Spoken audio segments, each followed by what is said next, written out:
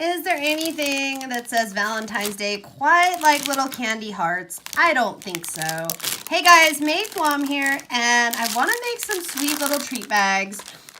I want to give it some customization and some fun. So the first thing I did was to put some candy in the bags that I have and take a look at the width, take a look at the size of the bag, and get an idea of scale of things that I want to use on this project. Then, of course, we're going to get out the ScanNCut to make this nice and easy.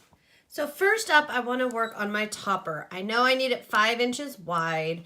I'm actually going to go in here because here in the basics, there are a couple of designs that would work particularly well. I'm a really big fan of these basic shapes in here in the ScanNCut because there are a bunch. Here we go.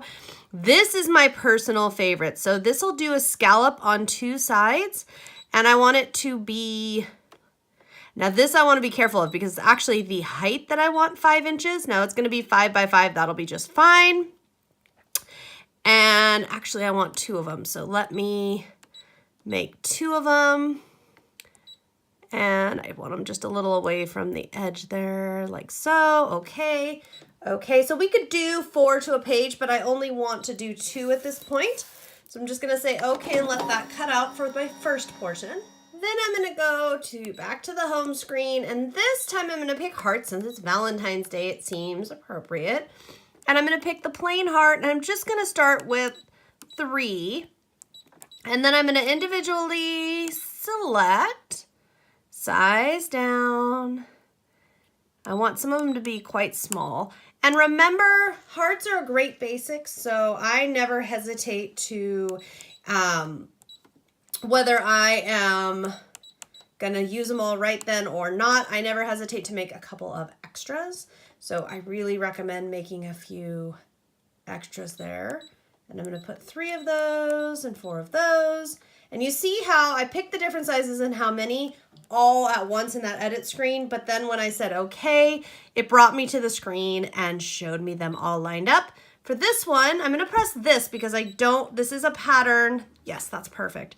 I'm gonna say okay, and I'm actually going to add a few more hearts because this particular paper I think is gonna be really cute.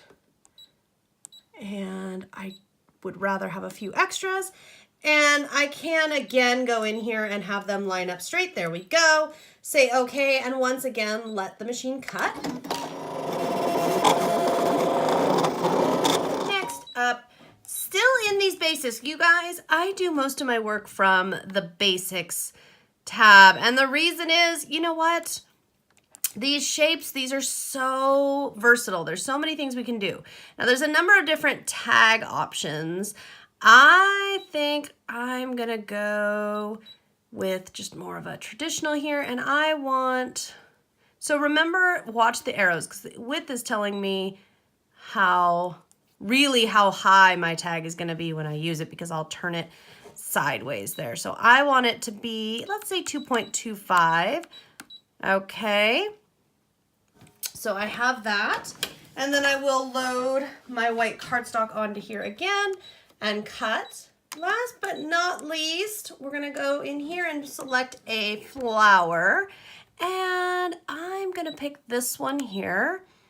I'm going to make it smaller here, put 3 of them in there, and then I'm gonna repeat the steps. It's important, you know, once you get your ScanNCut going and once you see a lot of the different ideas and stuff and you've worked through a number of various ideas, I think it's really great to be able to see that there's so much you can do where, and we're gonna say okay, and we're gonna line them up. There's so much you can do, and really it doesn't have to be a big production. It can be, you can do a lot of really complex things, but you can also simply do like we're doing here for this Valentine treat bag and cut.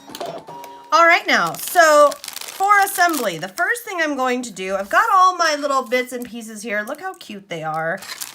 And then I've got my 5 by 5, and I'm just giving it a nice fold here so that it will go over the top. Now you've got options. I don't like to use glue since there is food involved here. So what I will do is just put this in snugly so that I know that everything is going to be nice. Oh, that is just perfection right there. But then what I'm going to do is I can put a piece of trim or ribbon, but I think I'm just going to run a line of stitching right across here so that it's nice and secure. Here we are at my brother's sewing machine. And nothing special to do. You just make sure that everything is where you want it. And I picked a nice straight stitch and just go. From here, your options are pretty open. You can really, honestly, you can do whatever you like. What I am going to do here is decide where I want my little tag. And I will add, if you want to add a sentiment first or after it's attached, I'm going to put for a sweet friend. It's hard to speak and write for me at the same time.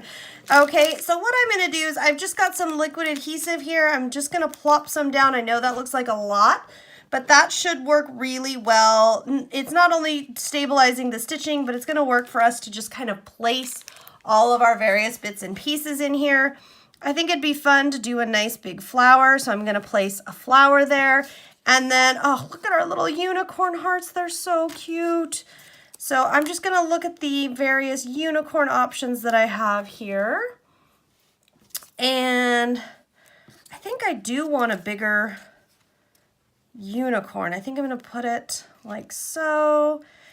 And that really covers a lot of ground. Now these unicorns, these are on double-sided paper and the back side is a pretty purple. So one of the things I can do is to just kind of put like there, we can put here. This flower, you might have noticed, it has some dimension because I just went through and pinched the petals. That's one of my biggest tips on this kind of project especially. You're not going to be putting this in a scrapbook in a page protector. So by having those little petals, just take a second and go around and crimp them. It just kind of, it really adds a lot of dimension without very much time. It's pretty easy to do. So I really like what that adds. And then I'll add this guy right here. And you notice that I put those big pieces in first because I, of course, want to see what I have room for. And then I can come in with, if I want to add in buttons, which is always fun. Oh, look, here's a fun button. This one's got some string attached to it. That'll be cute here. I can add buttons. I can add, here's some little sequins that I've got. I could add little sequins in here. Beads, whatever you want to add. Have fun with this, and always I recommend that you really take a look at your craft stash, see what you've got, see what works, see what you feel like adding in that you think would add a lot to your project. You can also do things like take some glitter glue and add little dots or little accents of glitter glue. I'll put some right here in the middle of this flower. Let me show you one that I've been working on.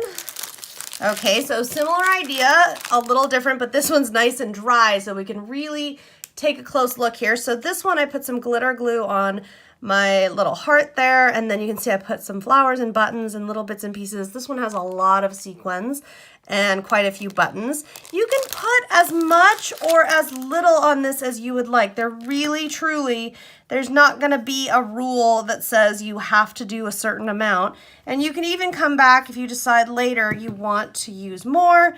You can come, like I just thought that a purple heart would be really cute on top of those buttons.